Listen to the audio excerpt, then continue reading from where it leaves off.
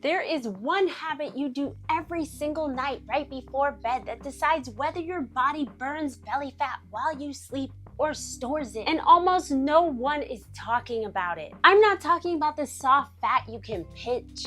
I'm talking about visceral fat, the deep belly fat that wraps around your organs, pushes your stomach out, and quietly raises your risk for all the other things we don't want after 35. Here's the good news. Your body is actually designed to burn it overnight, every night, for free. Yes, I said for free. But one common bedtime habit shuts that whole process off. After my second C-section, somebody snapped a photo of me at a family birthday party and posted it. I saw it and did not recognize the woman holding that baby. I literally wouldn't leave my house besides work for months, and I avoided social situations with every single excuse I could think of. And here's the part that's important. My days were not even that bad. It was my night. Dinner, then grazing on the couch, a little here, a little there, until I fell asleep. Once I fixed this one bedtime habit, my belly started going down, my sleep got better, and it stayed that way. And it's one of those things I check now with every woman I coach, whether she's 35 or 70. And if you want help applying this step by step, I made you a free flat belly challenge. You can grab it in the description below. So here's the real reason your body stores visceral fat at night after 35. Two things are happening while you sleep. Your insulin is supposed to drop, and your stress hormone, cortisol, is supposed to drop too. When both of these are low overnight, your body finally taps into that deep belly fat and burns it for fuel for 7 or 8 hours straight. That's how it's designed to work. But here's what most women over 35 don't know. The grazing, the late night snack, the glass of wine, the handful of something at 9 p.m., all of it keeps your insulin up. And when your insulin stays up all night, your body physically cannot reach the visceral fat. It spends the night storing it instead of burning. On top of that, after 35, you are already losing muscle every single year. So your metabolism is quieter to begin with, and poor sleep keeps cortisol high, which parks even more fat around your midsection. So the belly fat is not growing because of what you did at the gym. It's growing because of what you do in the last 3 hours before bed. So here's the one bedtime habit to fix. I call it closing the kitchen. You finish eating earlier, you anchor that last meal with protein, and then the kitchen is closed until morning. That's it. And there are 3 simple pieces to get this done. Number 1, eat your last real meal about 3 hours before bed and make sure it has at least 30 to 40 grams of protein. Protein keeps your blood sugar steady so it doesn't spike and crash and wake you up hungry. A client of mine's 55 was eating late dinner at 6 and then grazing until 10 p.m. every single night. We made her dinner bigger with real protein and moved literally nothing else. The grazing stopped on its own because she was actually full. Her belly started flattening in just 2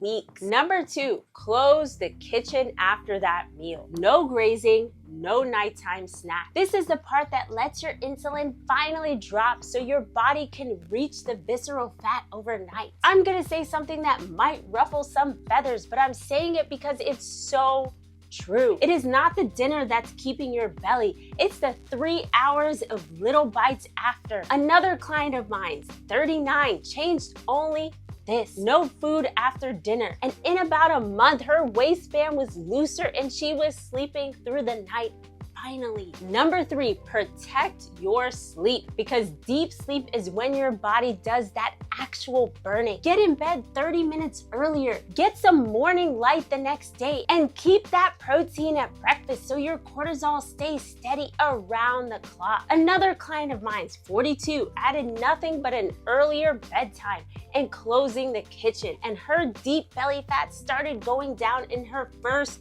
month while she slept. 3 pieces, 1 habit. Protein anchored dinner. Close the kitchen. Protect your sleep. That's the whole thing. Now, I already know what some of you are thinking. Shar, I get starving at night. I can't go to bed hungry. I get it. I used to be that woman too. And here's the part nobody talks about. That nighttime hunger is almost never real hunger. It's your blood sugar crashing because your dinner was too light and too low in protein. When you anchor that meal with enough protein, the nighttime hunger almost disappears on its own. You're not using willpower to skip that snack. You're just not hungry. And for those of you who snack to fall asleep, when your blood sugar stops spiking and crashing all night, your sleep actually gets deeper, not worse. Your body is not a problem to be starved. When it feels fed and safe, it lets go of that deep